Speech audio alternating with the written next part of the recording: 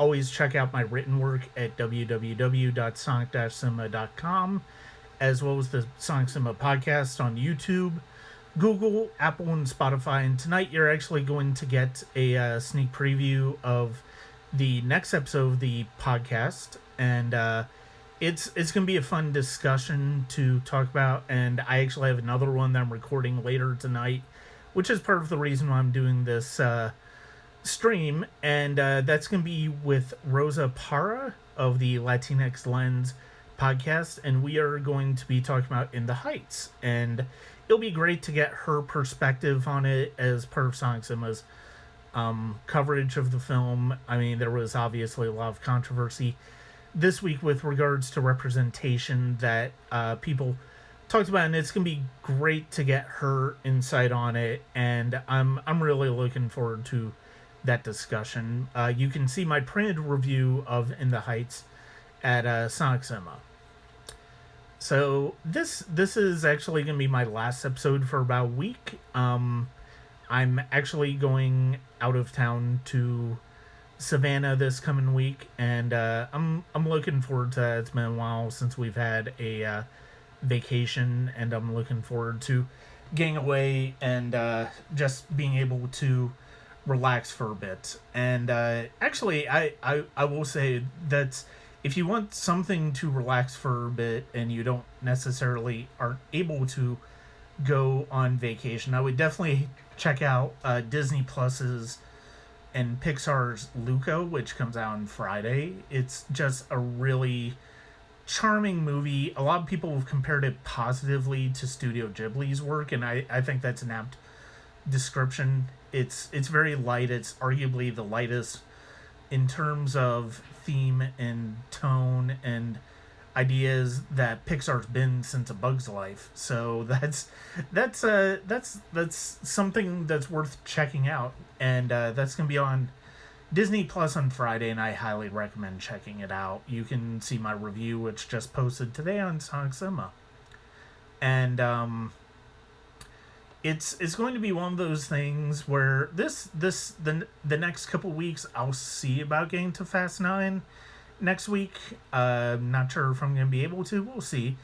I definitely want to get a chance to watch. I'm not going to be able to watch all of the Fast and Furious movies beforehand, though. But that's okay. I have a fairly decent memory about everything in the series, at least enough to probably go into this movie not having seen all of them in a while. One of the things that I was actually one of the things I was kind of struck by this week, I did a repertory review of Clint Eastwood's Midnight in the Garden of Good and Evil. I chose it because of the fact that I'm going to Savannah this week, and I actually purchased a DVD of Midnight in the Garden of Good and Evil the last time my wife and I went to Savannah, and I was curious to see how it held up, and I finally got a chance to see it. This is my first time since 1997 seeing it, and it's funny because of the fact that I liked the movie in 1997. I thought it was good. I thought the performances were good. I thought the atmosphere was good. But I ultimately felt like Clint Eastwood kind of got lost in the atmosphere of Savannah and trying to capture all of that in his movie, and it sort of distracted from the movie. It's funny to see. It's funny to feel sort of the opposite direction with what he did in Midnight in the Garden of Good and Evil, how much it succeeds, how much it fails, compared to how I felt in 1997. I think less of the movie now. I don't think the movie is overly successful. I've not read the book, but I've heard, just based on what I'm familiar with of the book, there are some choices in the screenplay by John Lee Hancock that just don't really work, and I think one of them is the fact that it was actually 4 trials for Jim Williams as opposed to 1.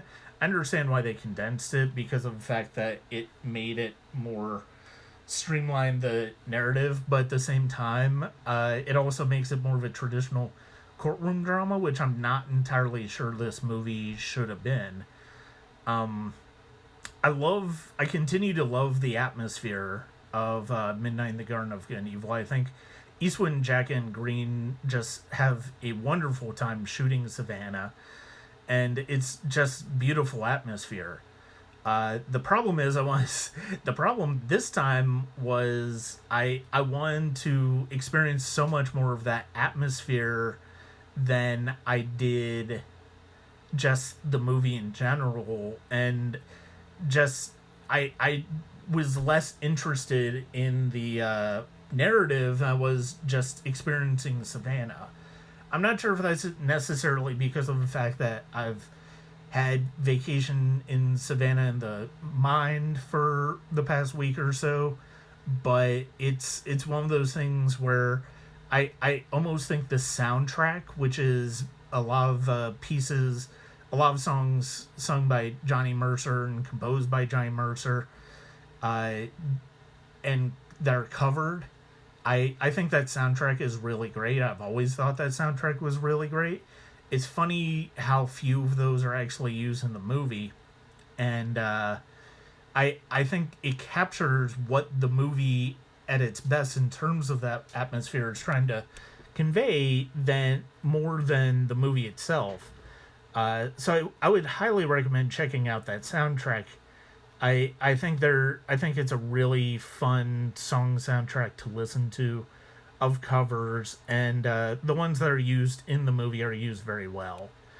Um, One of the things that I was naturally curious about, because this movie does have Kevin Spacey in the role of Jim Williams, is how does Kevin Spacey's performance hold up considering the allegations against him and the fact that he's been credibly accused of sexual abuse and sexual aggression in the past. And it's funny because of the fact that the few days before I rewatched Midnight in the Garden of Good and Evil, I really started to think that, the movie everybody naturally went to in 2017 when the Spacey allegations came out was American Beauty, and understandably.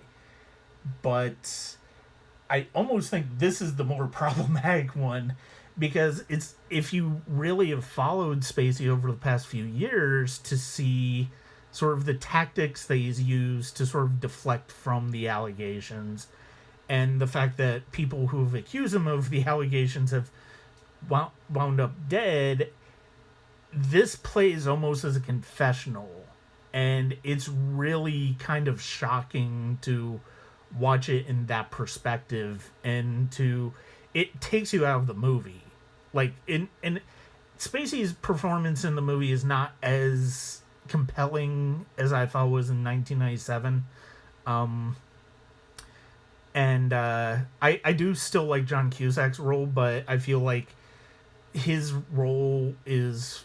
I feel like Cusack is kind of hamstrung by the fact that Eastwood's directing this, as opposed to somebody who might be more focused on the eccentricities. And I think if Cusack had been able to shape the film, the character a bit more in the writing, I think it might have been a more successful character. But the Kevin Spacey as Jim Williams in this movie is just not successful at all, and really throws you out of the movie. And it's a shame, because of the fact that there are things about this movie, like the atmosphere, like some of the supporting performances, especially by Lady Chablis. And I remember and I wrote in my review, there were a lot of things written about her in the lead up to the movie, and the lead up about the movie, in the sense that it was almost too much of her. But honestly, I actually think that more of her, I feel like if you're going to do this story right, if you're going to do the story of Savannah right, I think she would have been especially in this perspective, I think I think she does need to be a main character in the movie, and I think she's a successful one. I think she's interesting in the role, and as essentially playing a version of herself. And so it was interesting to go back and rewatch Midnight in the Garden of Good and Evil because of the fact that I've certainly had cases where I've been very different on movies. My opinion has changed drastically on movies over the years. Phantom Menace is an example of that, where the more I watched it, the more I sort of saw the flaws, the more I sort of felt that the movie wasn't as successful as I initially thought it would be. And I think a lot of it in the initial, my initial assessment was probably trying to rationalize it because of the fact that it was new Star Wars. It was really first new Star Wars on the big screen. And there are still things about the Phantom Menace that I really like, but the more I've watched, the older I've gotten, the more those flaws have sort of weighed the film down. And I kind of feel like the same thing is the case with Midnight in the Garden of Good and Evil. It's an experience I didn't necessarily expect to have with the movie. I'm curious if anybody else really has experiences like that with movies where they don't where they like a movie more than at the time, and then see their opinions drastically change. And the thing that's interesting about this one with Midnight in the Garden of Good and Evil is that some of my feelings are drastically opposed to how I felt in 1997. And that's always kind of an interesting thing to experience when you have movies like that. Another experience I had with that recently, not really. I mean, I kind of feel the same way I felt back at the time, but it's certainly different. Was watching the fabled Cannes Cut of Southland Tales, Richard Kelly's Southland Tales, which was a movie I did not like when I finally saw it in 2008, but was interested in. And this one, I'm still fascinated by it. I'm still interested in it, but I still don't think it's overly successful. And it's just one of those things where sometimes movies, and I think with Midnight in the Garden of Good and Evil, I think it's a matter of just being an older moviegoer, being a more experienced moviegoer, and basically having more of my tastes sort of set in stone as far as the type of things I really like in movies. And there's not really a lot in what Clint Eastwood does in Midnight in the Garden of Good and Evil that I like. So this Friday, while I'm out of town, I'm actually going to be releasing an episode of the Sonic Cinema podcast. And I recorded it last week, actually, and it is with Robert Yanez Jr., who is with Crooked Table Podcast. And it's funny because of the fact that he and I think I talked about this on the last stream, he and I basically, we both covered with binge movies the top 10 highest grossing movies of 1998. I covered 6 to 10, he covered 5 to 1. So I wanted to have him on the episode. After listening to that episode, I wanted to have him on the podcast, and he brought the idea of talking about parody films. And it was an interesting discussion because I'd never really thought about that as a genre that was worth exploring. I mean, I've always enjoyed certain parody films. Mel Brooks movies, ZAZ have some great movies. I've always enjoyed some parody films. Yeah, it's one of those things, Death Ensemble, where in the moment, it just depends on a different place in life. And but what's so kind of funny about this one is that my what appeals to me about it is very different than what appealed to me then. And I mean, I do think it is just being a different place in life. But with parodies, you don't really think about them as high art. I mean, part of that is the genre itself and what the genre has become over the past 20 years. And one of the things that I was immediately interested in as Robert brought this suggestion to me is that we could chart sort of the evolution or de-evolution, I guess you could say, of the genre through the films that we were going to cover. And this is sort of the introduction of that discussion, and I hope you enjoy it.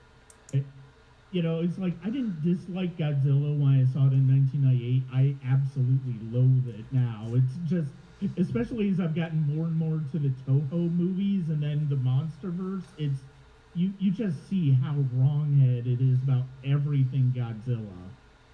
Absolutely, yeah. It's made by a bunch of people that don't understand what Godzilla is as a property, basically.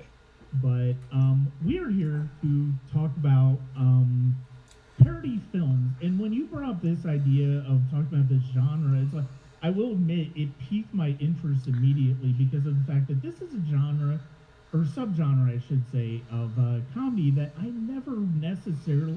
It's funny because there are a lot of movies that sort of fit in this genre that I really unreservedly enjoy.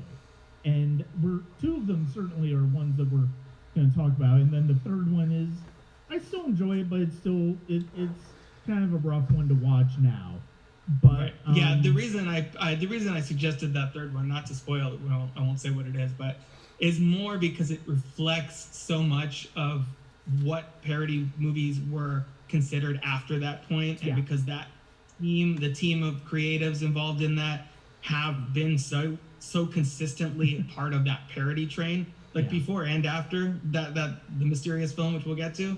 But yes, I 100% agree with you on that.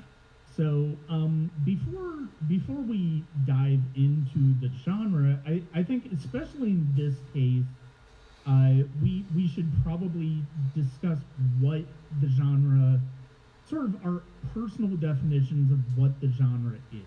And I would basically say parody, it's what defines a parody. I mean, you'll automatically think of filmmakers right away when you hear this.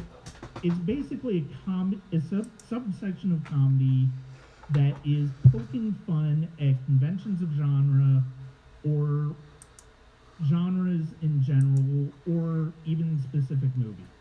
I mean, I think that's the easiest way to. I think that's the easiest way to discuss it, to define it, really. Yeah, no, I agree. I think the more I found that the more specific the instance of parody, the more definable it is, often the better movie it is, just because it's more focused.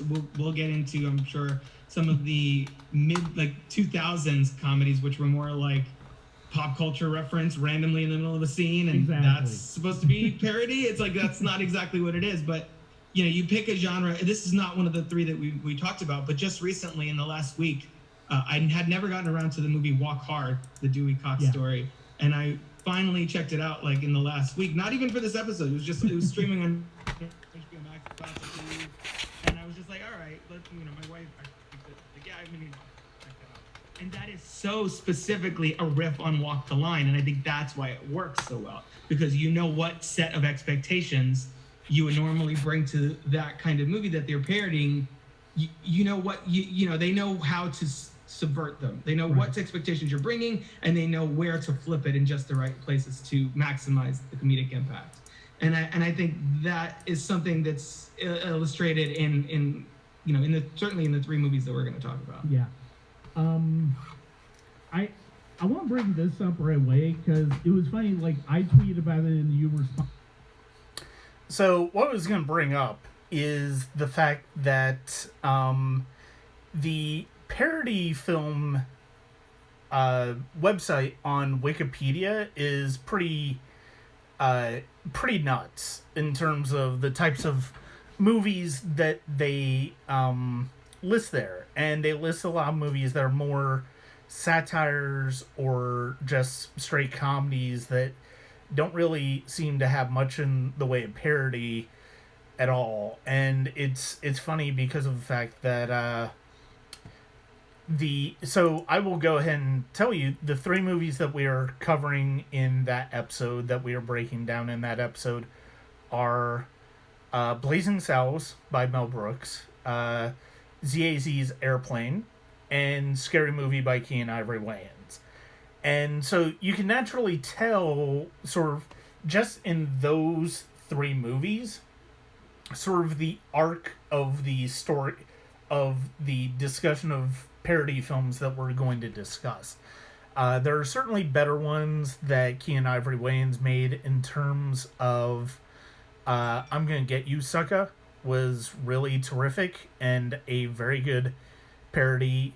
But I'm so glad we went with Scary Movie because of the fact that it's basically a flashpoint of sort of what the parody genre became in the 20 years from Airplane to Scary Movie, and then basically what would continue to be afterwards. And that is funny because of the fact that there's arguably it's funny. A lot of people talk about the fact that a lot of people try to say that Blazing Saddles could not be made now, and to a certain extent, I think part of that is true because of the fact that parody movies have gotten so toothless in terms of actually approaching what they're parodying.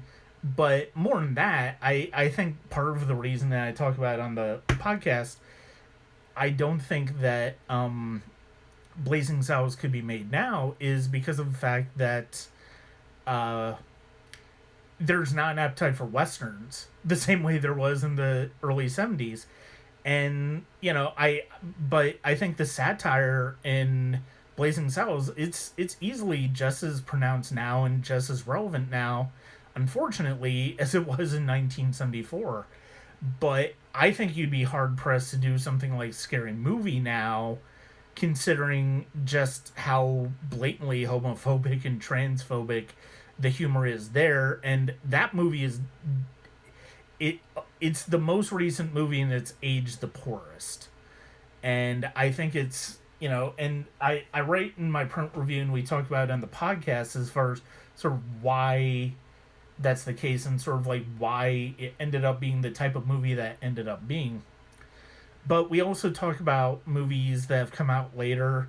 The parody genre is not inherently dead, and I think it's kind of on life support, but I do think there's filmmakers who've been able to do it successfully since Scary Movie. I think of Edgar Wright's Cornetto trilogy, because those are essentially spoofs in the Mel Brooks vein of Blazing Saddles in terms of Shaun of the Dead and Hot Fuzz.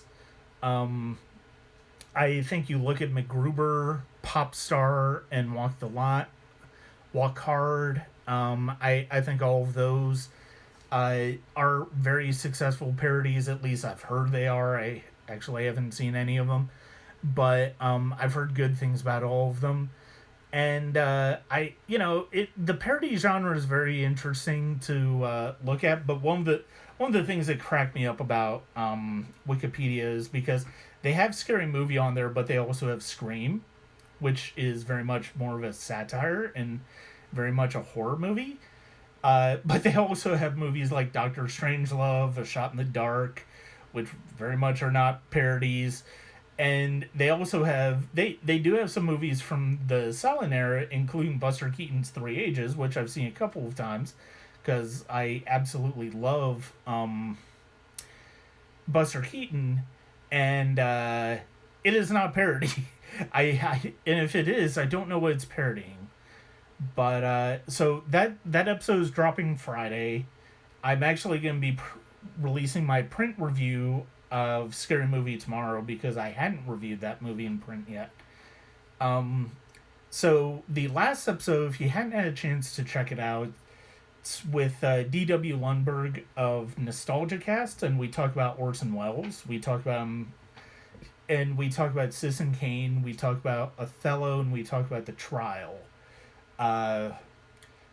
Coming up, if you missed it earlier, I am talking tonight. I'm actually recording a podcast tonight with Rosa Pera, who is one of the co-hosts of the Latinx Lens podcast, and we are going to be talking about In the Heights. And it's kind of interesting, all of the controversy about representation that has sort of come up with the movie in the past week. That's gonna make for an interesting conversation. I'm looking forward to it. I can't wait to talk to her and just get her feelings on it, and just talk about the movie, which is really a lovely film. And it's not one of my favorite musicals, but it's one that I enjoyed. Coming up later this summer, I hope to have a filmmaker interview with somebody whose work I've covered over the years, Edgar Munez.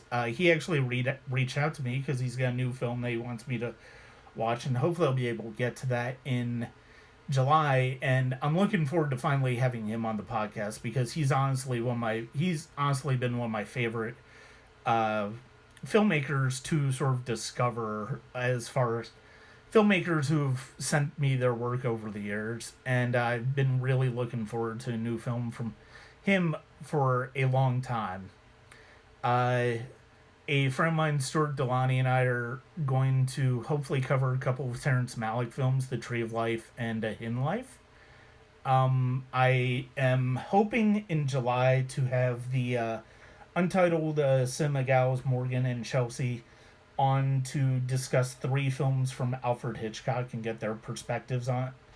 In September, I am planning on doing the second episode of the Established Classics series with Tim Cox, and that's going to be a lot of fun.